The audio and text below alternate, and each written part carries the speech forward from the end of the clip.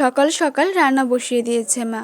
এদিকে তো ডাল হয়েছে টমেটো দিয়ে, আর এদিকে মা শুকনো লঙ্কাকে ভেজে ভালো করে ডলে নিচ্ছে। গরম ভাতে এইটা একটু মাখা দিয়ে খেতে কি যে ভালো লাগে। এই যে ভাত হয়েছে, আলু সেদ্ধ হয়েছে, ওটা দিয়ে মাখা হবে, বেগুন পোড়াও হয়েছে। সকাল সকাল রান্নার কারণ হলো বাড়ির সব পর্দা, বেডশিট, মশারি সব কাছাকাছি হবে। মায়ের হেল্পার ছিলাম আমি। এদিকে তো স্কুল থেকে প্রভাত বেরিয়েছে, ওটা দেখতে এসেছিলাম। কি যে ভালো লাগে দেখতে, আর এটাকে ক্যামেরা বন্দি করে রেখে দিলাম স্মৃতিচারণ হিসেবে। দিনগুলো না খুব মিস করি। আমরাও তো এমন করে বেরোতাম যখন আমরা স্বাধীনতা দিবস, প্রজাতন্ত্র দিবসের দিন এইরকম বাড়ির আগের দিক থেকে প্রভাত ফেরতে যেতাম, মাকে দেখাতাম, মা দেখো এই আমার বন্ধু। সেগুলো তো এখন স্মৃতি। আর বাড়ি ফিরে না টক দই খাচ্ছিলাম, কি যে খিদে লাগছিল ওই জন্য। রোদে দেওয়ার ফলে যেগুলো শুকনো হয়ে গেছিল সেগুলো মা আবার পরে নিয়েছিল। পড়াতে গিয়ে দেখে একটা আংটা খুলে চলে এসেছে। আমি স্নান করে খেটে দিয়ে এসেছি। যেগুলো জামা কাপড়গুলো আমি নিজে ধুয়েছিলাম সেগুলো ভালো করে গুছিয়ে আলমারিতে ঢোকাবো এই জন্য। কাল এতটাই শরীর খারাপ হয়েছিল যে এগুলো করতেই আমার বিরক্ত লাগছিল,